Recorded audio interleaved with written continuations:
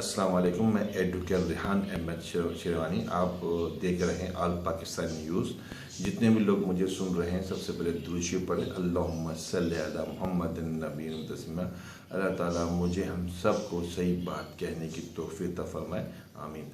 दोस्तों, एक बड़ा अच्छा एक फ़ैसला किया गवर्नमेंट ऑफ पाकिस्तान, ख़ास तौर पर पाकिस्तानी प्रेसिडेंट डॉक्टर आरिफ अलवी।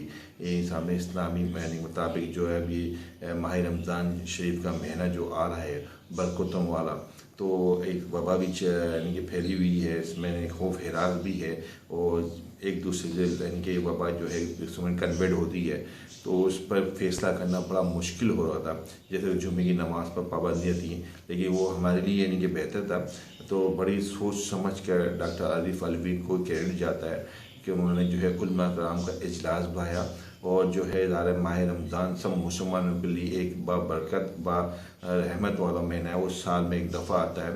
उस रहमतों को किस तरह हम लोग समेटें और उसको यानी कि अवेल करें इस यानी कि रहमत महीने को, ताकि फिर उन्होंने उलमा कराम से मुशावरत की और बहुत अच्छा फ़ैसला किया कि रमज़ान शरीफ मुबारक में हमें जो है बाजमात नमाज़ पढ़ने की इजाज़त मिली है और तरावी पढ़ने की इजाज़त मिली है और जुम्मे नमाज की जो है जमात का इजाज़त। उसमें कुछ कंडीशन है, ठीक है। सबसे बात, हम माशाल्लाह सब पूरी पाकिस्तान में पढ़ी लिखी कौम है, बाशऊर कौम है, हमें चाहिए बच्चों को लेके नहीं जाए, ठीक है। एक तो इस चीज़ का ख्याल रखें, बुजुर्गों को भी ख्याल रखें वो घर पर रहें, ठीक है। और जो बीमार हैं तो वो नहीं आए, तो वो ज़रा एहतियात करें और घर से वज़ू करके जाएँ, मास्क पहन के जाएँ और डिस्टेंस, सोशल डिस्टेंस का हम जो है ना इसको यानी कि फॉलो करें।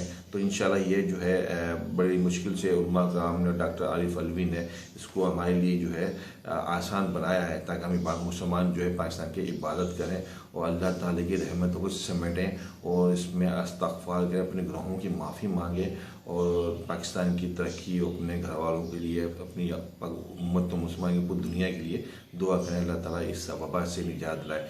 तो ये जब भी ये तो गवर्नमेंट ऑफ पाकिस्तान बड़ी मुश्किल में ये फैसला किया, खासतौर डॉक्टर आरिफ अलवी ने उलमा कराम से मुशावरत कर। अब ये है कि आप पर, मुझ पर, पूरी पाकिस्तानी कौम पर यह फ़र्ज़ बनता है जो कंडीशन है, टर्म्स कंडीशन, उसको हम फॉलो करें। तो इंशाल्लाह फिर ये हम आगे आराम से सुकून से इबादत भी कर सकेंगे और रमज़ान शरीफ का महीना जो है रहमतों वाला है उसको हम समेट सकेंगे। तो कोशिश की जाएगा, हमने इस रूल्स को फॉलो नहीं किया तो खुदा ना खास्ता भी गवर्नमेंट यानी कि इसमें जो है बैन भी लगा सकती है। भाई ज़ाहिर एक चीज़ पे इंक्रीज़ होगी, ज़ाहिर सबके लिए तशवीश है फिर, ठीक है ना। तो फिर ज़ाहिर उसको फिर यानी कि रोक दिया जाएगा बजमा नमाज़ पढ़ने, तरावी पढ़ने से। फिर ज़ाहिर हम इस जो है रहमत वाले महीने में जो है हम जो है यानी कि वो यानी कि हासिल नहीं कर सकेंगे नमाज़ पढ़ना और जो तरावी पढ़ना।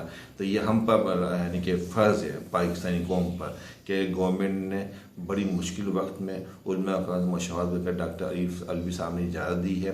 तो इसको हम टर्म्स एंड कंडीशन के हिसाब से इसको चलेंगे इंशाल्लाह ताला। तो पूरा रमज़ान का महीना हम जो है रहमतों वाला, इंशाल्लाह इससे हम फ़ायदा उठाएंगे और पूरी उम्मत मुसलमान की दुआ करेंगे।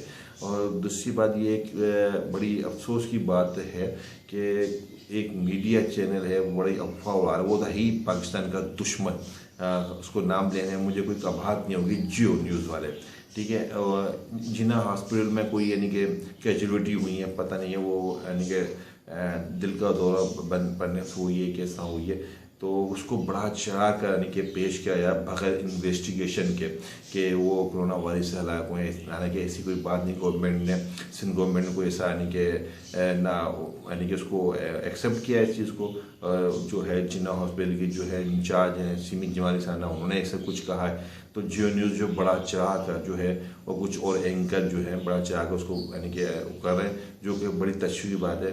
इन्होंने हमेशा पाकिस्तान को नुकसान पहुँचाया, पाकिस्तानी फ़ौज के हवाले से इन्होंने बड़े यानी कि प्रोग्राम किए, इन्होंने जो है यानी कि एंटी पाकिस्तान यानी कि काम किया। यहूदियों की लॉबी यही है, ठीक है, वहाँ से बाहर से लोगों को पैसा मिलता है। तो मेरी गवर्नमेंट ऑफ पाकिस्तान से गुजारिश है, ख़ास तौर पर डॉक्टर आरिफ अलवी, इमरान खान और supreme court of Pakistan, please इस पर इन्वेस्टिगेशन करें और जो भी एंकर हैं इनको आप अरेस्ट करें और इन पर इंक्वायरी कराएं, और जियो न्यूज़ अगर बंद हो जाए तो ज़्यादा अच्छा रहेगा, क्योंकि ये हमारे पाकिस्तान के फेवर में नहीं है, ये हिंदुस्तान के फेवर में है।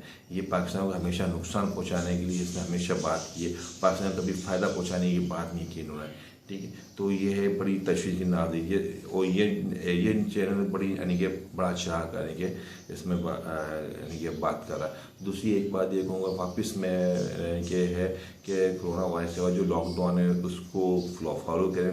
तो अभी भी आवाम जो है ना नहीं फॉलो कर रही, तो ये बड़ी भी तशवीश की बात है कि बच्चों को लेकर मार्केट में जा रहे हैं। 3 घंटे का लॉकडाउन खुलता है, 3 से 4 घंटे का लेके बच्चों को बाइक पे लेके जाते हैं, तो ये बड़ी तशवीश की बात है। और कुछ बच्चों को मैंने क्रिकेट खेलते हुए देखा है गलियों में, वो भी तशवीश की बात है। ज़रा क्रिकेट खेलेंगे बच्चों से लगेगा ये, तो इसको थोड़ा फॉलो कर रहे हैं हम लोग। तो ज़्यादा है तो यानी कि ज़्यादा वबा उससे बचने का तरीका यही है कि लॉकडाउन गवर्नमेंट ने ज़्यादा छुट्टी की, इसी तरह के घर में रहें, जितना घर में रहेंगे इस चीज़ से हम बचे रहेंगे।